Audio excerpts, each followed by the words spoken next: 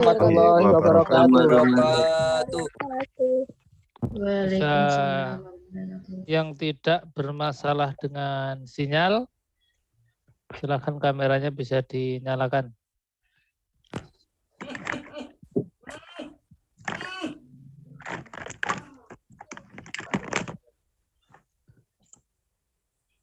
Astagfirullah. Ya, silakan bagi teman-teman yang sudah siap untuk bersama-sama diskusi pada malam hari ini, yang kameranya tidak ada masalah, bisa kemudian dinyalakan. Kita awali diskusi malam ini dan mengucap basmalah.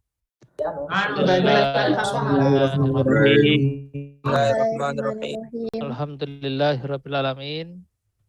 Pada kesempatan malam hari ini kita bisa melanjutkan diskusi di pertemuan ketiga mata kuliah leadership.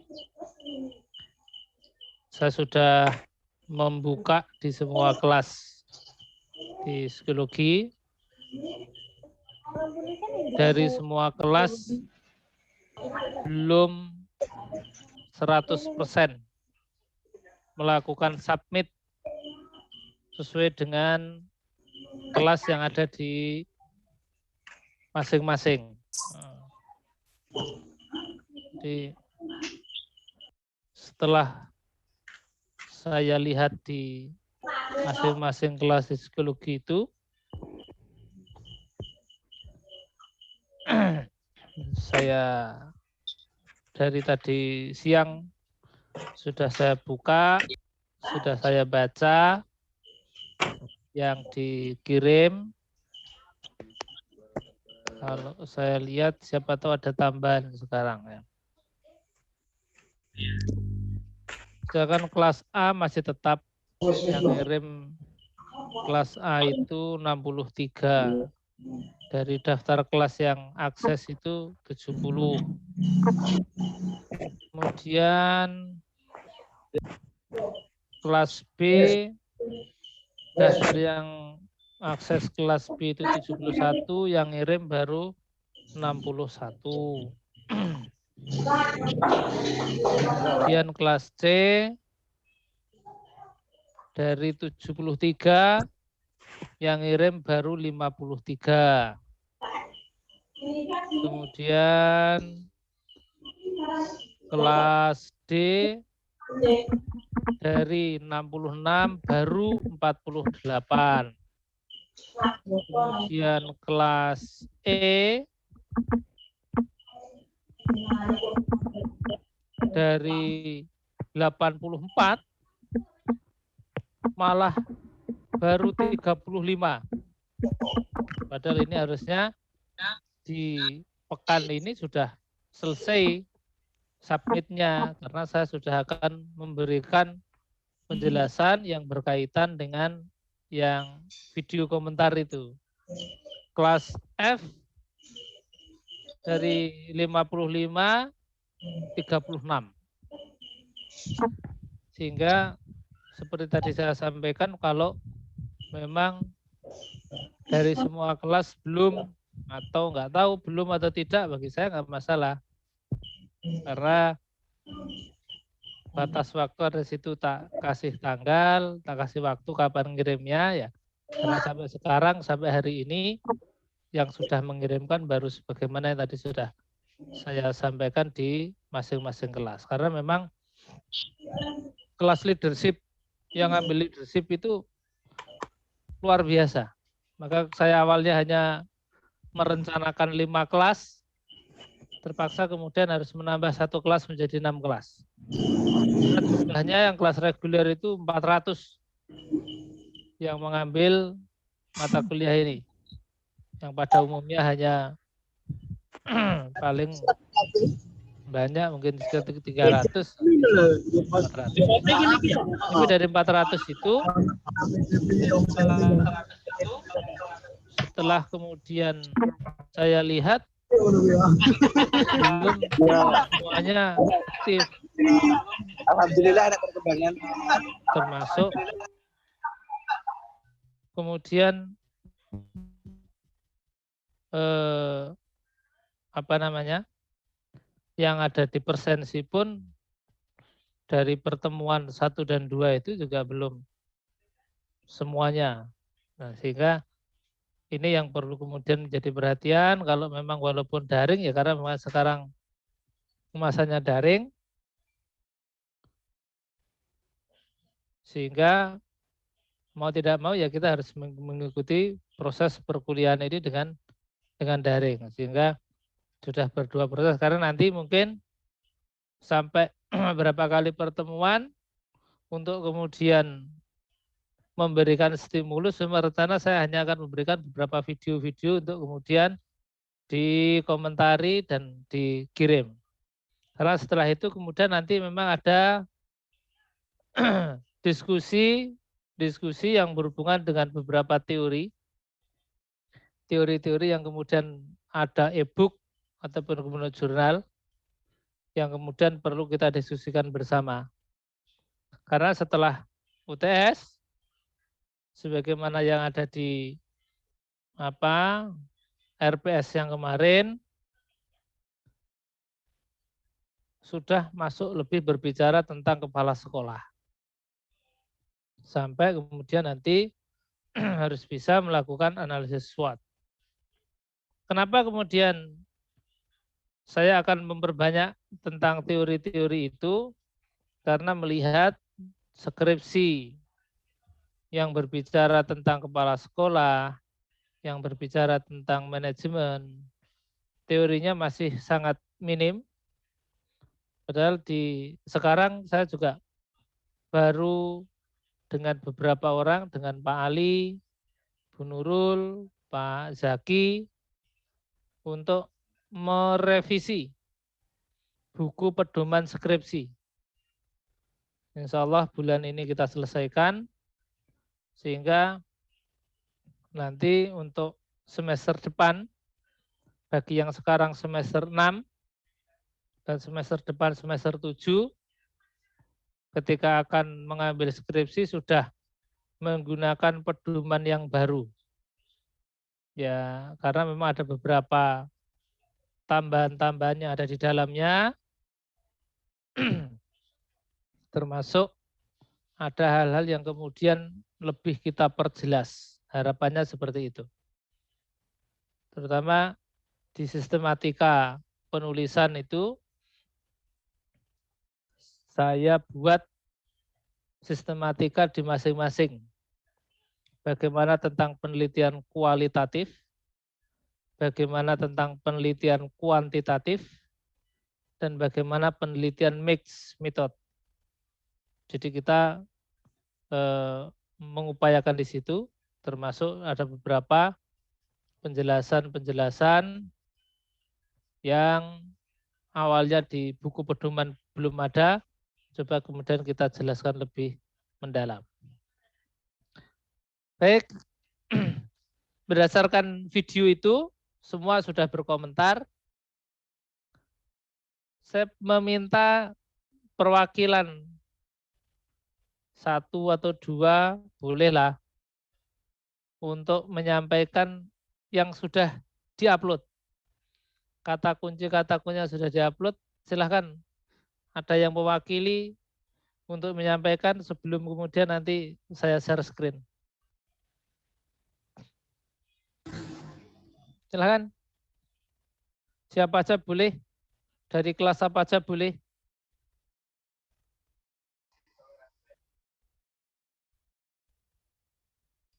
Saya, Pak. Ya, silakan Mas. Ya, mohon maaf saya belum bisa on-cam karena ada sedikit kendala. Ya. Saya Reza dari kelas D, Pak. Hmm. Dari video tersebut, saya dapat mengambil kesimpulan bahwa seorang manajer atau seorang leader dapat memberi keputusan ataupun problem solving yang ada. Yang sebagai contoh di toko pakaian kalau di dalam video itu ya Pak ya. Tapi menurut saya ada yang sedikit kurang tuh Pak, bahwa seorang karyawan pun juga bisa mengambil keputusan. Yang membedakan dengan karyawan dengan manajer yaitu kualitas dari keputusan tersebut. Sebagai contoh, karyawan kasir itu memberi keputusan bahwa dia harus istilahnya mematuhi SOP dan harus meminta keputusan yang lebih tinggi, yaitu manajer sebagai keputusan tertinggi. Menurut saya seperti itu, Pak. Ya, baik. Ada yang lain? Satu lagi, silakan. Satu Saya, lagi, Pak. silakan. Yuk, silakan Mas Eko. Menambah aja. Tadi kan seorang manajer itu sebagai problem solving ya, sebagai penyelesai masalah. Saya mau nambah aja, selain seorang manajer atau leader itu sebagai penyelesai masalah, tapi juga di sisi lain harus mampu untuk berinovasi, karena setiap masalah itu kan selalu berbeda-beda tantangannya. Nah, maka dari itu pentingnya inovasi itu dalam menyelesaikan masalah. Jadi dalam menghadapi tantangan dan hambatan yang mungkin akan dinamis itu, maka seorang leader atau manajer harus punya inovasi. Mungkin itu aja Pak, dikit. Makasih. Oke.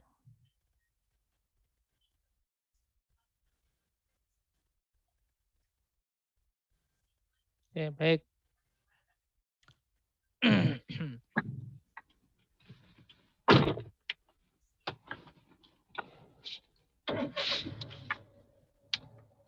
Ada mungkin yang mau menambahi?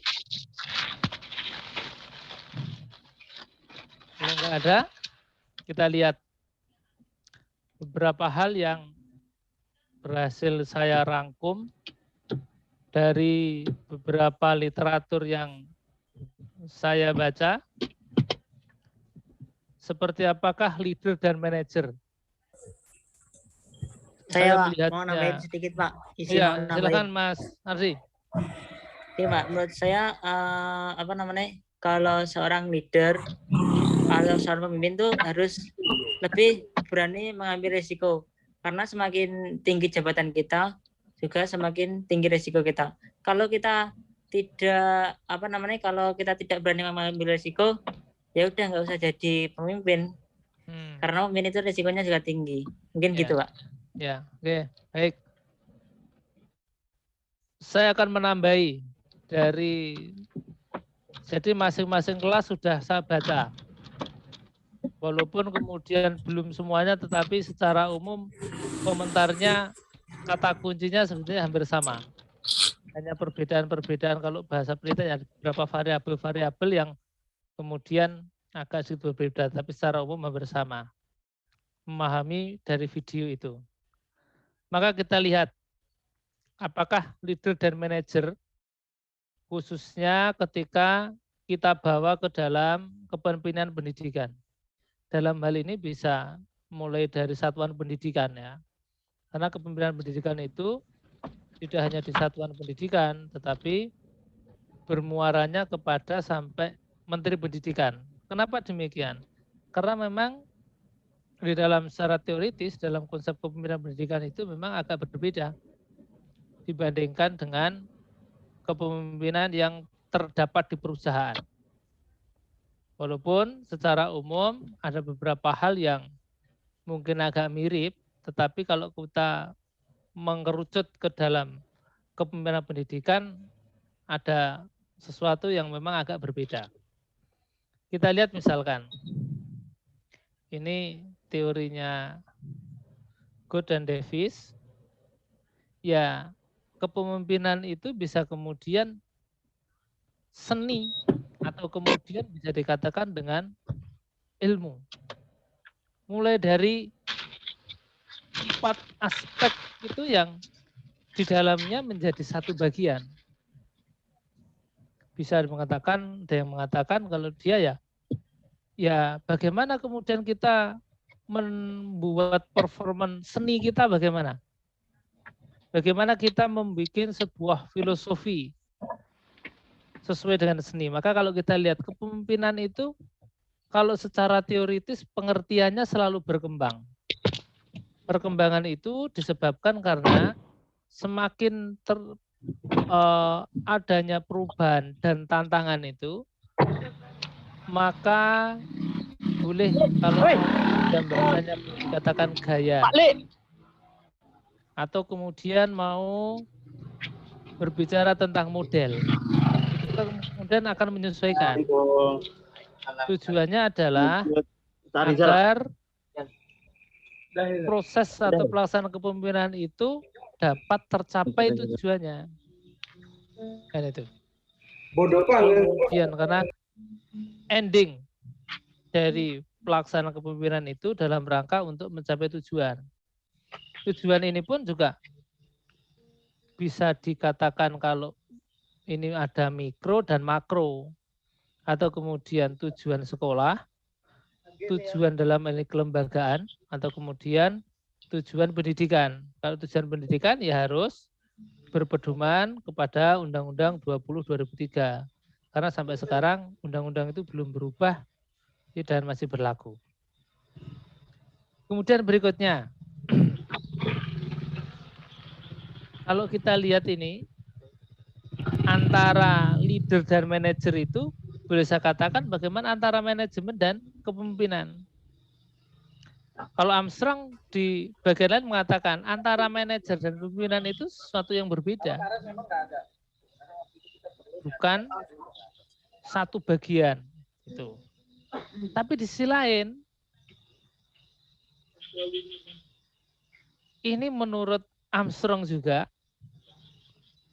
ada saatnya, ada manakalanya situasi tertentu bahwa antara kepemimpinan dan leader dan manajer itu menjadi sebuah satu bagian. Nah, kalau bisa digambarkan dalam lingkaran, ya lingkarannya itu saling terkait di antara keduanya. Tidak ada yang sekat di antaranya. Nah, nanti kemudian misalkan saya bertanya, kalau gitu kira-kira, misalkan dari dua ini, di bawahnya masih ada. Kalau gitu di antara manajer dan leader itu, siapa yang kemudian tidak bisa memerankan? Misalkan seperti ini. Apakah seorang leader itu mampu berperan sebagai manajer? Ataukah kemudian seorang manajer itu berperan sebagai leader? Kira-kira yang mana kalau ini? Apakah seorang manajer itu mampu berperan sebagai leader? Ataukah kemudian seorang leader itu mampu berperan sebagai manajer? Atau kemudian saya balik. Ketika dia seorang leader, maka dia tidak mampu memerankan sebagai seorang manajer. Atau kemudian jika seorang manajer, maka tidak mampu memerankan sebagai seorang leader. Kira-kira yang mana kira-kira ya? Juga bisa sebagai leader, Pak. Gimana? Juga bisa sebagai leader juga. Jadi seorang manajer itu bisa sebagai leader juga. Seorang merangkap, Pak, merangkap. Seorang manajer mampu berperan sebagai leader. Gitu ya? Iya, Pak. Iya. Kalau seorang leader apakah mampu berperan sebagai manajer?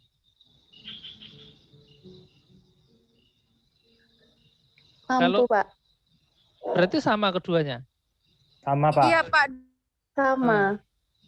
Berarti keduanya ini merupakan satu bagian tidak bisa terpisahkan. Misalkan boleh saya menyebutkan ya ibarat mata uang itu ya, bahwa dua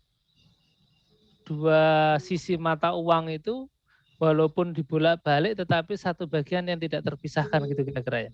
Oke. Ada pendapat yang lain ternyata. Kalau kita lihat berdasarkan Permen nomor 6 2018 atau kemudian Permen 19 tahun 2000 tentang standar kepala sekolah, Kalau gitu maknanya gambar ini seperti apa? Bahwa apa maknanya? Kepemimpinan bagian dari manajemen. Kalau ini bahwa kepemimpinan itu bagian dari seorang manajer. Berarti kalau saya melihat lingkaran ini, bahwa ketika dia kepala sekolah itu sebagai seorang manajer, maka leader itu bagian dari seorang manajer. Tetapi kalau kita lihat lingkaran ini, seorang leader dia tidak mampu memerankan sebagai seorang manajer. Kenapa? Karena manajer memiliki lingkaran atau wilayah yang lebih luas daripada seorang leader. Atau yang lain ternyata. Nah, ini pendapatnya Hershey dan Bernhard mengatakan bahwa manajemen bagian dari kepemimpinan. Nah, ini kebalikan dengan yang di atas. Bahwa dia ketika dia seorang ini menjadi seorang leader, maka dia harus mampu memerankan sebagai seorang manajer. Karena kalau menurut Hershey bahwa dia ketika hanya sebagai seorang manajer, dia tidak akan mampu memerankan sebagai seorang leader. Kenapa demikian? Nah, nanti kita lihat perbedaan tupoksinya. Ya, kita bandingkan ke tupoksinya bagaimana leader, bagaimana manajer. Maka tadi di awal saya katakan bahwa ketika berbicara tentang leader, tidak ada satu kesimpulan karena masing-masing memiliki dinamika. Masing-masing memiliki cakupan wilayah tentang bagaimana perkembangan, tentang bagaimana situasi yang dihadapi. Kalau kita lihat ilustrasi ini kan menggambarkannya seperti itu. Nah, kalau gitu, apa sebetulnya perbedaan antara leader dan manajer? Nah, ini yang akan kita jawab malam ini adalah ini. Apa sebetulnya perbedaan antara leader dan manajer? Ini harus kejawab. Maka kenapa kemudian di pertemuan pertama saya katakan bahwa sebelum mengambil mata kuliah manajemen sekolah, harus mengambil mata kuliah leadership dulu. Karena biar nggak lompat. Dan di pertemuan pertama sudah saya jelas sampaikan juga bahwa seorang leader, hukumnya boleh saya katakan fardhu ain, harus paham dan mengerti tentang analisis SWOT. Karena itu merupakan bagian pokok dan terpenting di dalam penyelenggaraan atau pelaksanaan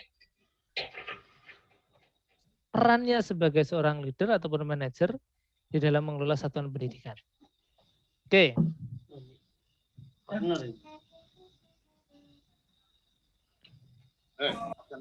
Ini ada beberapa pernyataan perbedaan.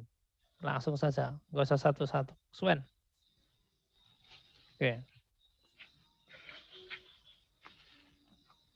Ini kalau kita lihat bagaimana seorang leader dan bagaimana seorang manajer.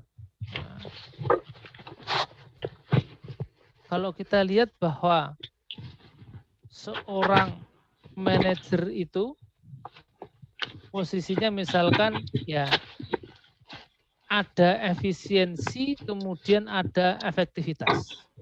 Perannya seorang leader.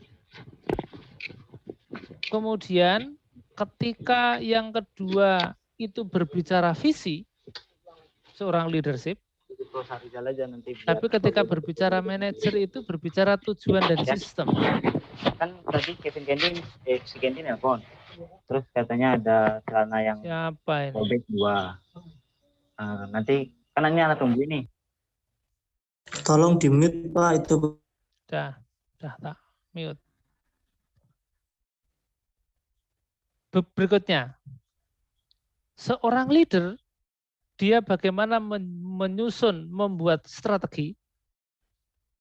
Tetapi kalau dia berbicara manajer, dia berbicara tentang taktis. Di pertanyaan pun ketika seorang leader berbicara apa dan mengapa, kalau seorang manajer berbicara bagaimana dan kapan. Seorang leader berbicara jangka panjang, kemudian seorang manajer berbicara atau berpikir jangka pendek. Maka kalau boleh saya katakan ketika di kelas itu, seorang leader itu harus mampu melihat. Misalkan, saya karena sering yang saya gunakan adalah di ruang A35, saya mengilustrasikan ketika itu. Ketika kita itu berada di ruang A35, seorang leader harus mampu melihat, mampu meneropong apa yang ada di ruang A38. Bukan berarti punya ilmu gaib, tetapi punya prediksi, punya strategi. Maka itulah tadi saya singgung harus mampu melakukan analisis SWOT di situ. Tapi seorang manajer hanya berbicara apa yang ada di ruang A35 itu.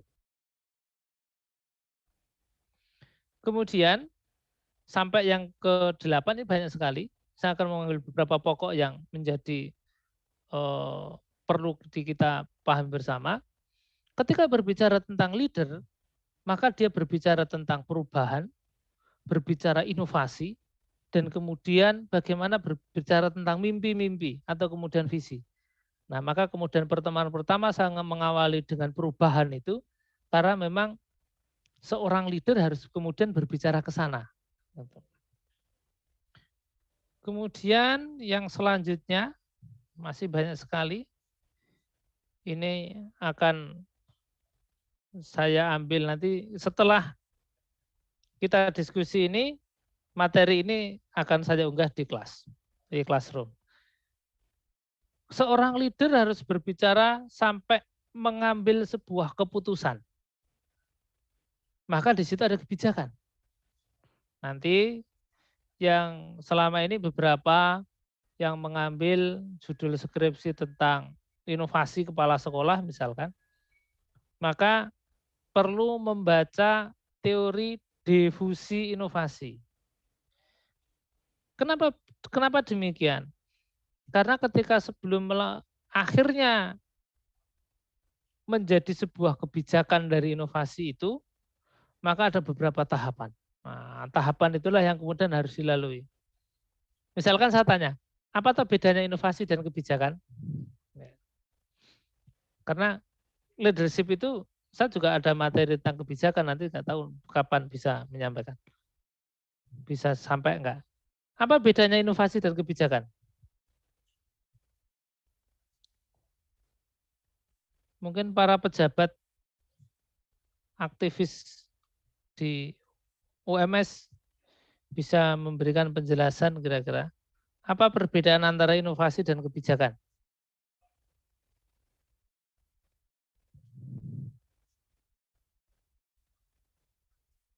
Apa bedanya?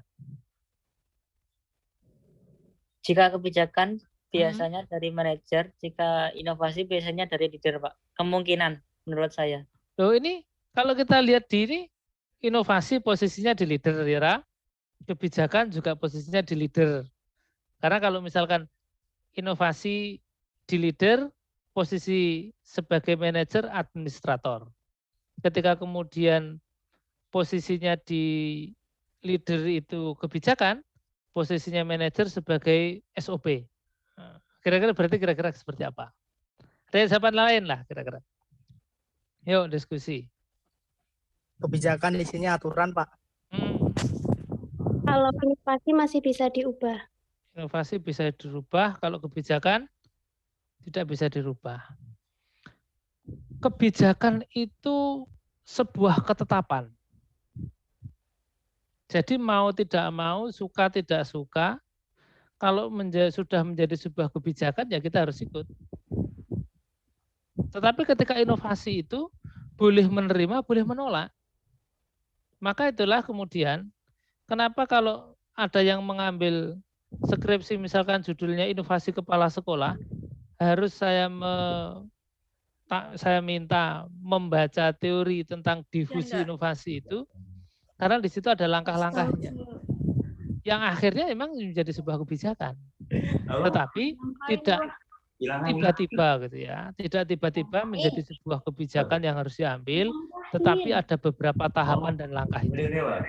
Sehingga dengan harapan ketika inovasinya itu melalui beberapa tahap, kebijakannya menjadi kebijakan yang betul mampu membawa kebaikan, mampu membawa sebuah kemaslahatan. Kalau kita berbicara tentang pendidikan, ya mampu menjadikan lembaga pendidikan ini menjadi lebih baik, yang memiliki trust. Masyarakat memiliki kepercayaan terhadap lembaga pendidikan yang diasuh itu. Kemudian, masih ada lagi ternyata. Berapa kemarin saya membaca banyak. Nah, oke.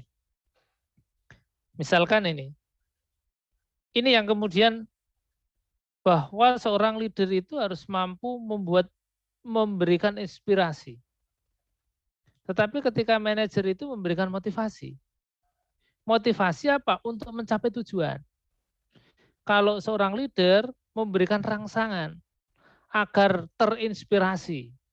Ya, jadi tidak kemudian kalau bahasa saya tidak mendikte. Tetapi bagaimana memberikan sebuah gambaran, memberikan sebuah wawasan untuk kemudian merangsang para anggota itu agar terinspirasi dan kemudian membuat sebuah langkah, sebuah program, kan di situ. Kemudian ini ada sampai bahwa menjadi seorang pemimpin itu juga harus mengambil inisiatif. Tidak boleh kemudian pasif. Karena dia seorang leader harus bertanggung jawab, maka kemudian dia harus memiliki inisiatif. Nah, ini yang menarik menurut Tens tahun 2009, dia mengatakan bahwa tidak dapat menjadi leader seorang manajer. Tetapi seorang leader dapat menjadi seorang manajer. Nah, itu menurut pendapat dia. Sebagaimana tadi pendapat yang lain ketika saya menjelaskan di lingkaran-lingkaran itu. Nah, itu kan pendapat para pakar sesuai dengan keilmuan dan riset mereka. Nah, di situ. Kemudian sampai bagaimana pola pikirnya. Nah, ini ada 30 kalau nggak salah loh, ini malah ada lagi. Tapi ini kemudian saya akan melihat yang lain. Bagaimana antara seorang manajer dan seorang menjadi pemimpin. Kalau tadi itu seorang leader, kalau ini berbicara kepemimpinan. Misalkan, ini sudah saya mencoba agak mengerucut ketika berperan menjadi seorang kepala sekolah. Kepemimpinan harus menghasilkan sebuah perubahan dan ada yang sifatnya dinamis. Seorang pemimpin harus bagaimana menciptakan visi, kemudian memberikan penjelasan tentang visi misi, kalau boleh saya katakan ya visi misi tujuan lah. Termasuk di dalamnya seorang pemimpin harus mampu menentukan strategi. Nah, strategi ini kan tidak bisa tiba-tiba muncul sebuah strategi. Maka strategi itu muncul harus berdasarkan kajian. Paling sederhana sekali lagi hanya menggunakan SWOT tadi. Karena strategi setelah kemudian strateginya ketemu, maka baru programnya direncanakan. Bukan tiba-tiba muncul program, tetapi program itu disusun dalam rangka untuk mencapai tujuan berdasarkan strategi yang dibuat. Kemudian berikutnya, ketika menjadi seorang pemimpin, yang paling berat adalah bagaimana untuk membangun tim kerja dan membangun sebuah komitmen bersama. Para stakeholder yang terlibat, internal ataupun kemudian membangun komunikasi yang baik dengan eksternal. Terutama bagaimana membangun komitmen bersama khususnya di internal. Karena jika kemudian di internal sendiri tidak solid, maka mustahil tujuan itu akan tercapai sebagaimana rencana strategi yang dibuat. Karena kalau kemudian tidak ada komitmen bersama, maka bisa jadi beberapa orang itu bisa menyeleweng, boleh saya katakan. Atau kemudian ada beberapa orang yang tidak sependapat, sehingga ketika tidak sependapat ini membuat kelompok-kelompok tertentu. Maka membangun komitmen dan bagaimana untuk bisa bekerja sama dengan tim itu menjadi hal yang pokok, dan itu bukan sesuatu yang mudah dilaksanakan sebagai seorang pemimpin. Apalagi misalkan lembaga pendidikannya ini sudah besar, karena masing-masing orang otomatis punya pemikiran masing-masing, tapi bagaimana seorang pemimpin mampu mengakomodir, tetapi tidak keluar dari rel atau tidak keluar dari tujuan yang sudah ditetapkan tadi. Kemudian ini juga bagaimana tadi saya mengatakan bahwa seorang pemimpin harus mampu memberikan sebuah inspirasi dalam rangka untuk memberdayakan. Jadi memberikan inspirasi ini bagaimana untuk merangsang para anggotanya ini agar masing-masing anggota itu memiliki kreativitas. Maka kalau kemudian ngomong teori manajemen sederhana punya Terry, ada di situ ada pengorganisasian. Pengorganisasian itu adalah memberdayakan. Mau ngomong tentang total quality manajemennya Edward Salis, di situ salah satunya adalah bagaimana mampu memberdayakan semua orang yang terlibat di dalam satuan pendidikan itu. Maka kalau Edward Salis itu ada kemudian tentang TGM itu ya ada internal eksternal.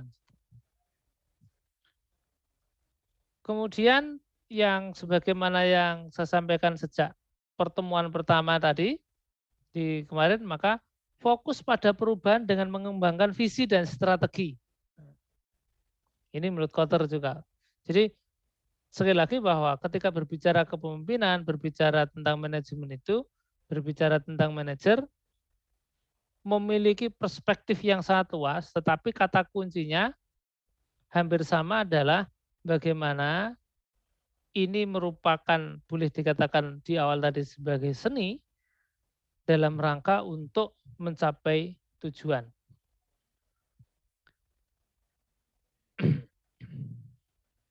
Kalau ini model-modelnya.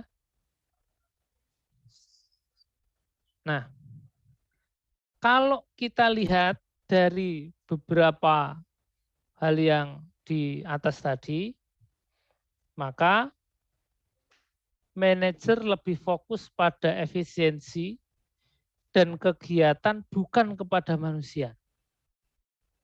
Jadi kalau manajer itu tupoksi saya apa?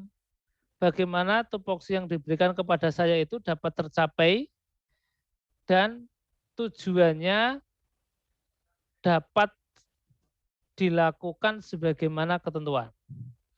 Ketika berbicara tentang leader, fokus pada efektivitas dan pada manusia.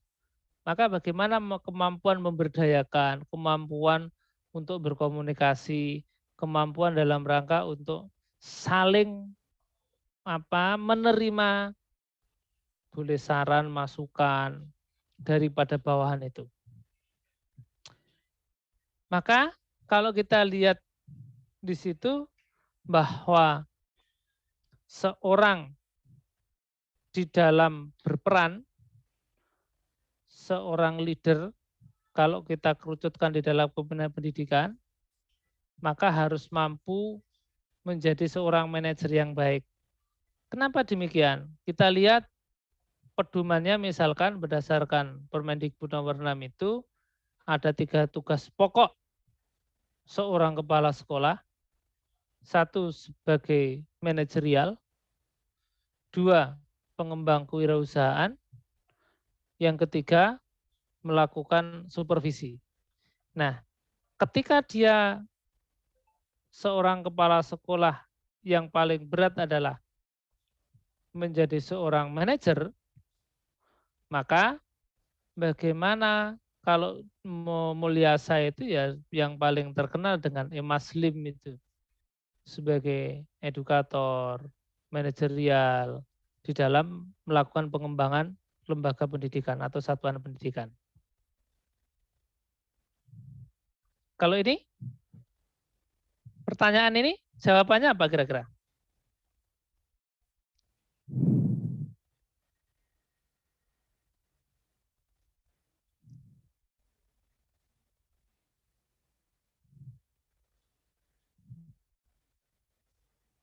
Penting semua, Pak.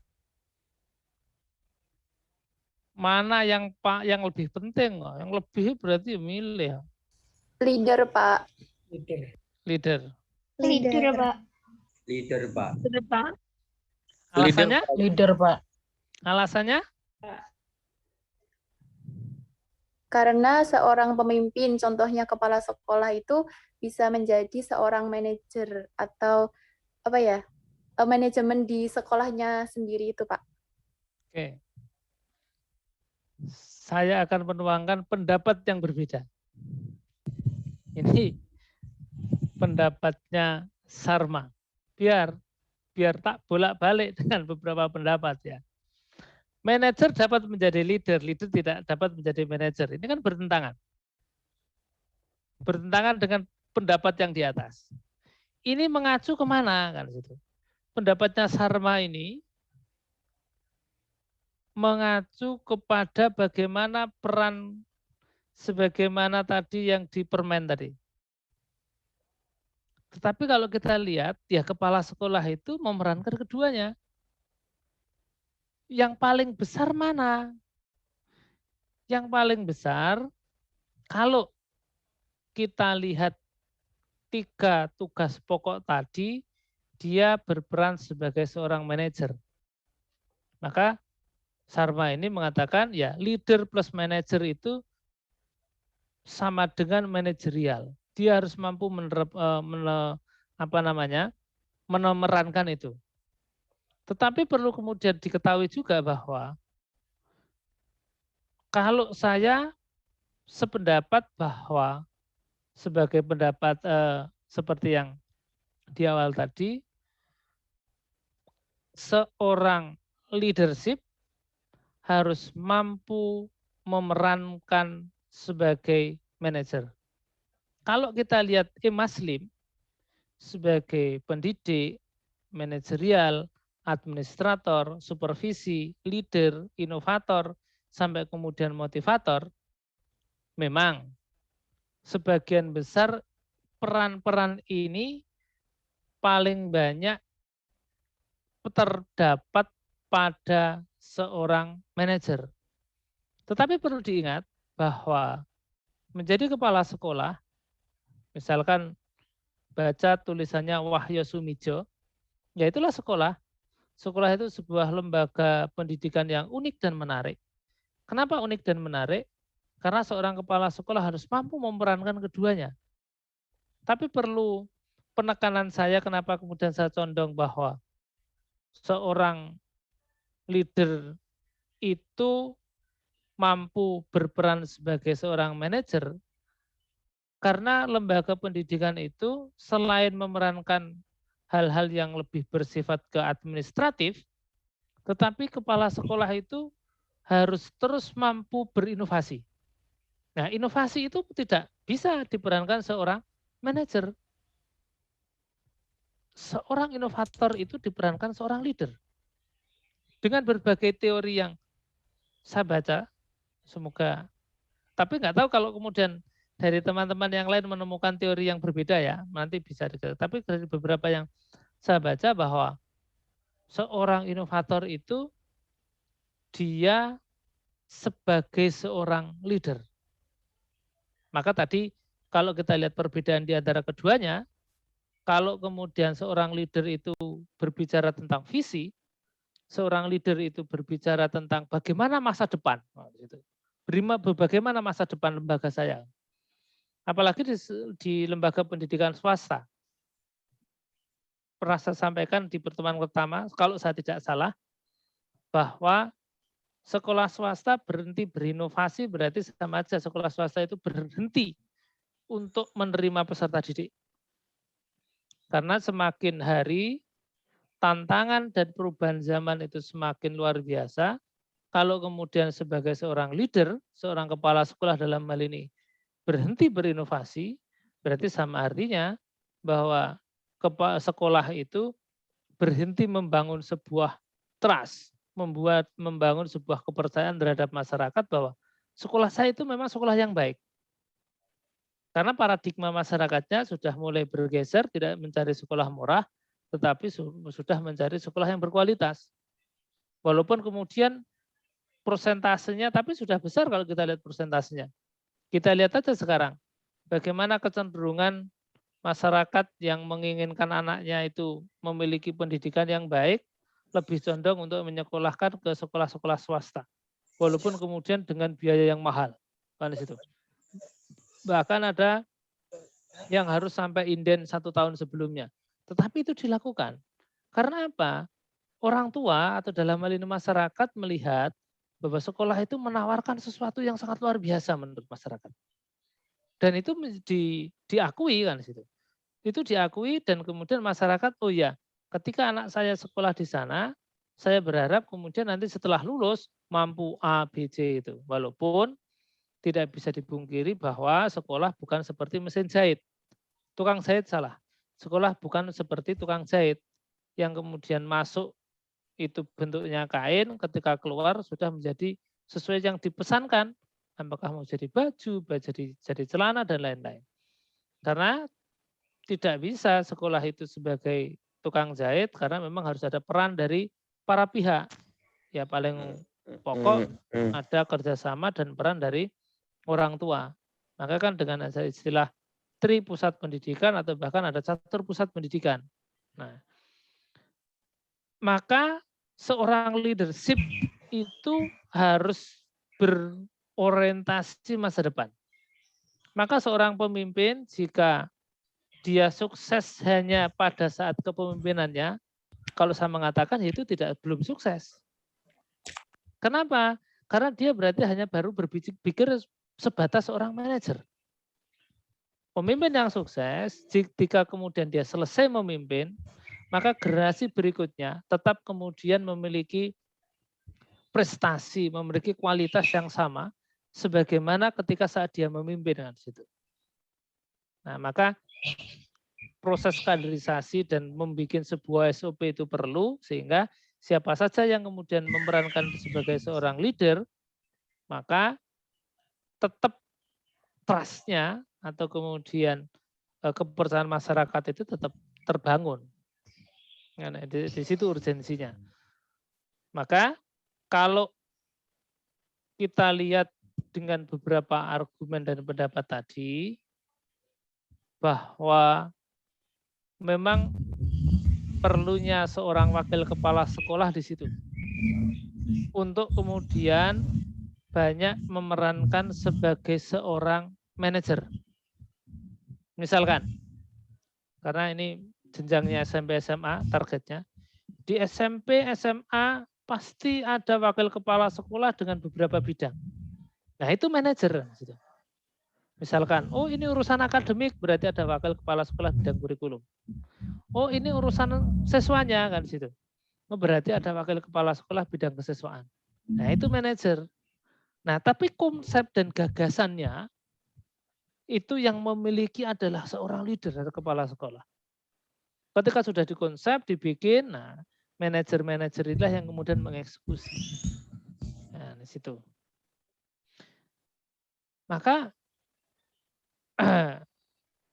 ini normatif sebagaimana tadi yang sudah saya jelaskan. Kalau ini kita lihat dari sumbernya saya ambil dari Kementerian Pendidikan. Ini terus berkembang. Awalnya administrasi, manajemen, kepemimpinan. Nah, kira-kira itu yang saya sampaikan, lah kok sudah hampir 1 jam juga ya. Silakan. Nah, kalau ada yang mau disampaikan, oh ternyata chatnya banyak sekali. Ada 20 chat. Ada yang bertanya di sini? Oh, enggak ada.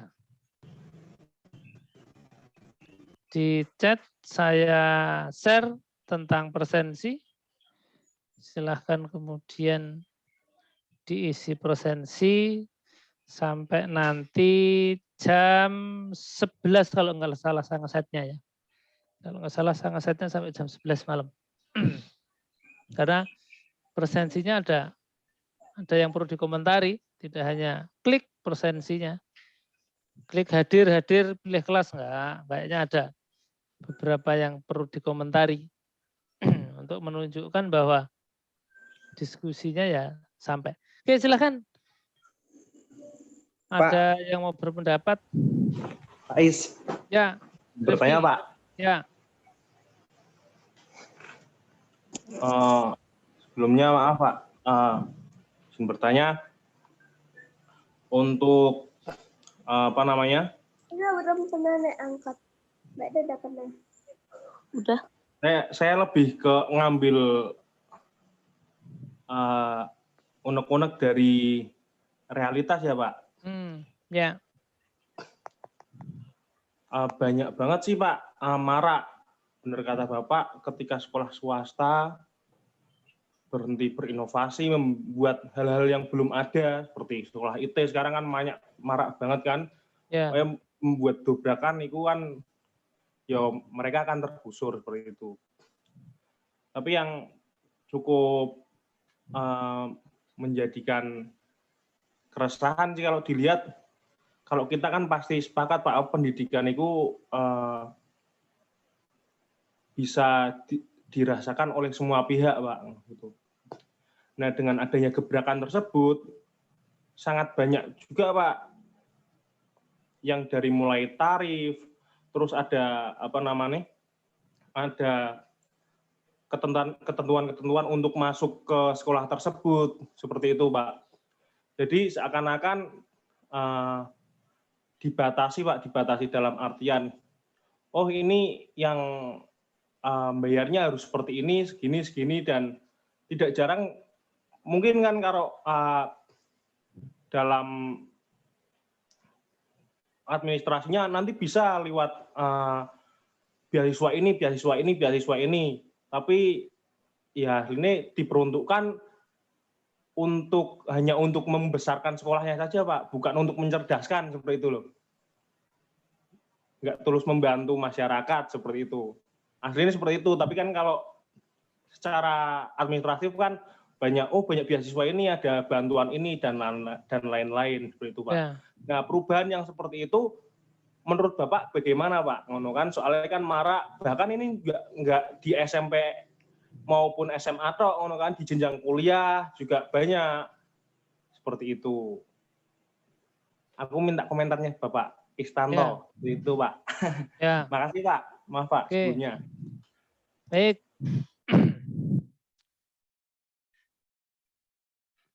kalau kita lihat bahwa dinamika pendidikan perlu nanti Mas Rifki juga membaca tentang ekonomi pendidikan. Nah, karena memang pendidikan ini bisa disorot, bisa kita pelajari dari beberapa aspek. Misalkan mau baca bukunya Profesor Rusdarti, kemudian membaca bukunya Dr. Kardoyo, itu berbicara tentang ekonomi pendidikan, salah satunya. Karena pendidikan itu juga boleh dikatakan sebuah investasi kalau kita lihat dari kaca atau kemudian dari sudut ekonomi pendidikan. Kenapa dikatakan sebuah investasi? Karena misalkan kita sekarang itu menanam invest, maka tidak mungkin 1 minggu yang akan datang atau kemudian 1 bulan yang akan datang kita sudah memperoleh hasil. Itu kalau kemudian kita lihat atau kemudian kita lihat dari perspektif ekonomi pendidikan. Karena kalau kemudian kita sekarang berinvestasi di bidang pendidikan, maka setelah 10 tahun yang akan datang atau bahkan 15 tahun yang akan datang, kita baru kemudian bisa merasakan, oh ternyata investasi yang saya tanam 10 tahun yang lalu itu sekarang ada hasilnya. Sekarang kemudian baru saya menikmati, itu pun belum maksimal, misalkan itu.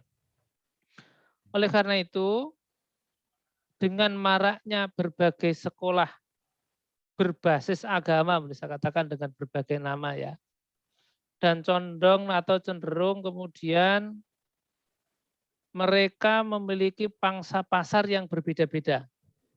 Nah, itu perlu kemudian kenapa perlu belajar sosiologi untuk melihat bagaimana toh masyarakat sekitar sekolah. Kira-kira sekitar sekolah saya itu layaknya atau kemudian yang pas ini kemudian yang akan saya sasar ini kelas kalangan menengah ke atas atau menengah ke bawah. Dari situ. Oh, kalau kemudian kelasnya menengah ke atas berarti saya akan menawarkan yang levelnya ya sudah menengah ke atas. Tapi masyarakat sekitar atau pengguna sekolah itu rata-rata menengah ke bawah, berarti saya kemudian akan berupaya untuk menyesuaikan menengah ke bawah. Apakah kemudian itu merupakan, kalau tadi dikatakan bagaimana melihat itu dengan berbagai janji dan seterusnya misalkan atau beberapa dikatakan untuk hanya membesarkan sekolahnya saja misalkan. Nah, kalau kita lihat di situ beberapa sekolah, contoh SMK apa yang saya lupa. Skripsi pernah kemudian saya minta menulis di situ SMK itu SMK swasta di bawah binaannya Solo Pos kalau nggak salah. Apa? SMK multimedia, SMK apa saya lupa namanya ya. Ada satu mahasiswa yang menulis di situ, memang saya minta menulis kalau enggak manajemen kesesuaiannya tentang kepemimpinan kepala sekolahnya. Sekolah itu gratis. Semuanya free. Sekolah swasta. Nah, situ. Saya lupa nama sekolahnya. Tetapi kemudian ketika akan masuk ke sekolah itu ada kriteria dan syarat. Ini tidak berbicara tentang finansial. Tapi apakah sekolah itu sudah banyak? Belum. Misalkan lagi, ada namanya SMK, ini loh. SMK IT Smart Informatika nah di situ. Nah itu coba nanti bisa digali lebih lanjut sekolah itu. Sudah ada yang skripsi, saya yang bimbing baru 1 anak, seingat saya. Maka masih ada banyak aspek yang kemudian perlu digali juga kalau mau sekolah itu. Atau kemudian ada lagi SMK Jawa Tengah. SMK Jawa Tengah ini memang SMK yang kemudian dilahirkan dari Pak Ganjar. Yang punya program ini Pak Ganjar. Pak Ganjar melahirkan SMK Jawa Tengah. SMK ini tidak boleh orang kaya sekolah di SMK Jawa Tengah ini. Ini untuk para masyarakat menengah ke bawah atau bahkan masyarakat ya kalau nanti dibilang kaum duafa dan mustadafin ya enggak lah. Tetapi memang masyarakat yang kategori ke bawah tetapi harus memiliki prestasi. Kan situ. Maka tadi kalau kemudian apakah kemudian dengan janji-janji beasiswa memang ada sekolah yang memang mewadahi itu. Sekolah ini langsung bekerja sama dengan Jepang kalau saya tidak salah. Kalau Honda berarti ya langsung dengan ke sana, Yamaha langsung dengan ke sana. Tapi jurusannya apa? Saya pernah ngobrol dengan Kepala Dinas Provinsi Jawa Tengah itu pernah dijelaskan. Belum Pak, yang sekarang yang Kepala Dinas yang periode sebelumnya. Tentang sekolah ini. Maka kalau kemudian anak orang mampu malah nggak boleh sekolah di sini. Itu. Kemudian lagi, kalau kemudian tadi dikatakan bahwa sekolah ini sekarang cenderung untuk hanya ada semacam diskriminasi. Sekarang ada beberapa sekolah negeri yang di dalamnya dia punya program-program agak meniru dengan sekolah-sekolah berbasis agama. Khususnya yang ada di Solo Raya. Ada SMP atau kemudian SMA yang lulus itu bagi yang muslim harus selesai juz 30. Sekolah negeri nih. Kemarin ada yang meneliti, kebetulan saya yang bimbing. Malah saya minta meneliti beberapa sekolah di kabupaten itu. Maka metodenya menjadi mix method. Karena untuk melihat dari beberapa sekolah, sekolah itu memang ada penanaman nilai-nilai religinya yang lebih, wong itu sekolah negeri ya di situ. Kenapa sekolah atau kemudian kepala sekolah membuat program seperti itu? Ya dalam rangka untuk memenuhi yang diinginkan oleh masyarakat. Biar sekolahnya itu tidak ditinggalkan. Tetapi masih sedikit sekolah yang seperti ini. Terkait dengan janji beasiswa memang sekolah melalui anggaran BOS, misalkan dengan jenjang SMP, SMA, SD, SMP, SMA. BOS itu bantuan operasional sekolah. Tetapi berdasarkan peraturan perundangan pun bahwa sekolah swasta itu boleh diperbolehkan untuk memungut biaya tambahan. Kalau sekolah negeri ketentuannya tidak boleh. Tapi kalau sekolah swasta masih diperbolehkan.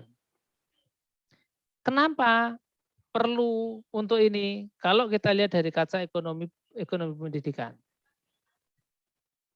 Karena sekolah swasta sepenuhnya yang mengelola adalah masyarakat. Pemerintah itu hanya sifatnya memberikan bantuan. Terutama untuk gaji guru misalkan. Sekarang misalkan menginginkan sekolahnya berkualitas, tapi gaji gurunya yang kurang memadai, atau gaji gurunya yang kurang layak, ya sekolahnya ini sulit akan berkualitas. Kenapa demikian? Karena gurunya tidak nyaman, maka membangun komitmen tadi. Misalkan gini, saya berangkat 6:30 pagi, pulang sampai rumah jam 4:30 misalkan. Tetapi gaji yang kemudian saya peroleh di sekolah itu tidak cukup untuk biaya hidup 1 bulan. Kan nggak bisa tenang, guru itu. Nggak mungkin tenang. Bagaimana saya akan tenang kalau kemudian nanti keluarga saya nggak makan misalkan. Tetapi jika kemudian sekolah memberikan fasilitasnya lebih, sehingga guru yang di situ ya betul-betul mengembangkan potensinya dalam rangka untuk membangun sebuah pendidikan yang berkualitas. Dan ini pun juga belum semua sekolah. Karena sekali lagi tadi, sekolah juga memperhitungkan atau kemudian mempertimbangkan siapa pangsa pasarnya. Kan situ. Kalau pangsa pasarnya kelas menengah ke bawah, otomatis tidak mungkin juga walaupun sekolah swasta memungut biaya yang tinggi. Karena nanti nggak dapat pasar kan situ. Nah, kemudian lagi ada ilustrasi. Karena saya pernah menyampaikan ya, coba ke yang dekat aja sini. MI Muhammadiyah program khusus Kenteng gitu loh. Ketemu Pak Saryono lah. Ngobrol lah banyak, tanya bagaimana perjuangan Pak Saryono yang awalnya MI yang wala mutu wala yahya, kemudian sekarang menjadi MI yang diminati masyarakat yang banyak. Yang awalnya gaji gurunya itu sebulan 100.000 itu pun iuran, minta donatur dari berbagai pihak, sekarang sudah tidak minta lagi. Nah, itu kan perlu proses yang panjang, membangun sebuah kepercayaan. Di sisi lain, apakah kemudian ini masuk kategori bagaimana yang anak-anak nggak mampu misalkan. Kalau di Muhammadiyah, yang saya ketahui, kalau memang anak itu betul-betul punya potensi, punya keinginan yang kuat untuk sekolah, dan tidak punya biaya, maka kan ada model subsidi silang. Apalagi misalkan di pemerintah, sekarang dengan banyak berbagai beasiswa ya memang belum semuanya dapat mengakses itu. Karena memang terbatas. Contoh aja di FAI misalkan. Pemerintah memberikan beasiswa lewat KIP kuliah. Kuotanya hanya 10. Nah, kan masih sangat terbatas. Sehingga memang kalau dikatakan ada sekolah gratis, nggak ada sekolah yang gratis. Kalau ekonomi pendidikan itu kan berbiayanya ada biaya langsung dan biaya tidak langsung. Tidak ada sekolah yang gratis. Tinggal siapa yang membiayai.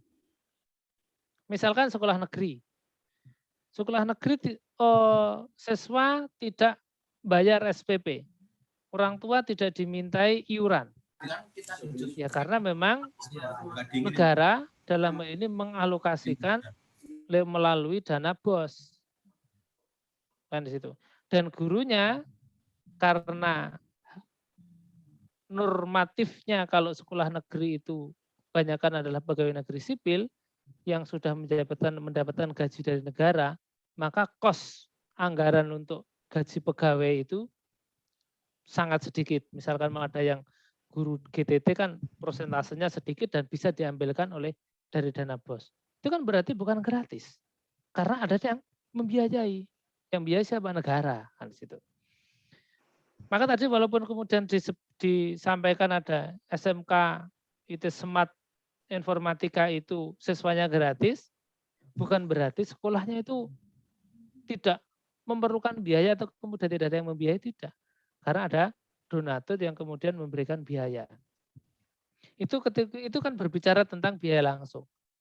Kan di sisi lain ada biaya tidak langsung. Apa? Contoh, bagaimana kebutuhan buku, kebutuhan sepatu, kebutuhan seragam sekolah, kebutuhan misalkan transport. Nah itu namanya juga biaya sekolah, biaya pendidikan. Itu kan masuk kategori biaya pendidikan yang tidak langsung. Sehingga walaupun kemudian ini berbicara seorang leader, itu kan harus kemudian melihatnya dari aspek itu. Maka kalau kemudian di manajemen sekolah itu, misalkan saya sering memberikan ilustrasi, jika itu sekolah swasta, untuk menentukan SPP itu sampai saya menghitungnya jumlah siswa. Misalkan gini, jumlah siswa dengan jumlah kebutuhan. Satu kelas misalkan jumlah siswanya 32. Dari 32 itu berapa kebutuhan yang harus dikeluarkan oleh sekolah untuk membiayai operasional ke satu kelas itu dengan murid 32 tadi. Oh, satu kelas misalkan 1 bulan itu butuh biaya operasional 1 juta misalkan. Ya sudah, tinggal 1 juta itu dibagi 32 siswa. Nah, tinggal dipotong berapa dapat biaya bosnya dan seterusnya. Nah, itu sisanya kemudian ada menarik dari orang tua di situ. Kalau tidak situ ya sekolahnya menjadi kolab. Tetapi di sisi lain, sekolah juga harus mampu menawarkan kualitas. Gitu loh. Maka kenapa kemudian ada akreditasi? Kenapa kemudian ada 8 standar nasional pendidikan? Ini sebagai alat untuk mengukur kualitas dari lembaga pendidikan itu. Itu kira-kira ya, sehingga kalau kemudian merasa ada kesenjangan, itu berarti ada gap. Kalau kemudian ada fenomena gap, itulah salah satu yang menjadi hal menarik untuk bisa dipakai skripsi. Karena skripsi itu bukan berangkat dari judul, tetapi harus skripsi itu berangkat dari fenomena. Kalau kamu berangkat dari judul, tidak ketemu fenomena, maka skripsinya tidak bisa dilanjutkan. Maka harus berangkat dari fenomenanya ada, kemudian dirangkai bisa menjadi sebuah judul. Maka kalau bikin skripsi, harus berangkat dari fenomena atau berangkat dari latar belakangnya. Gitu kira-kira Mas Rifki ya? Iya Pak, siap. Makasih banyak Pak. Besok skripsi Pak, saya Pak. Ya, semester 7, yang sekarang sudah semester 6, minggu semester depan harus diupayakan untuk bisa skripsi lah, biar 3,5 tahun selesai. Ya Pak, siap. Ya. Pak. Ada yang lain? Satu lagi lah atau berapa? Karena sudah 1 jam lebih. Tapi sekarang sudah dapat kuota dari Pak Menteri ya? Oh, sudah dapat kuota 15 giga kok. Pak Is, izin bertanya. Ya, silakan Pak. Jadi ini Pak, pemimpin adalah ini menentukan arah kebijakan bagi masyarakat banyak gitu ya Pak ya. Terkait dengan kebijakan oleh Pak Nadiem Makarim mengenai kampus Merdeka, ini kan bahwa mahasiswa yang boleh mendaftar di kampus Merdeka itu programnya adalah di bawah naungan Kementerian Pendidikan, yaitu di perguruan tinggi negeri maupun swasta. Nah, di sini ada teman saya yang kuliah di IAIN gitu Pak. Dia tuh tidak berhak gitu Pak. Katanya ingin daftar di mengikuti kampus Merdeka, tetapi kuotanya ini tuh tidak disediakan bagi IAIN gitu Pak. Ya. Itu kok bisa kenapa ya Pak ya? Padahal Ya. itu juga mahasiswa dan juga ikut juga berpartisipasi dalam program tersebut. Mungkin itu Oke. Pak. Terima kasih. Ya, terima kasih Mbak. Jadi kampus di Indonesia itu diselenggarakan oleh beberapa kementerian.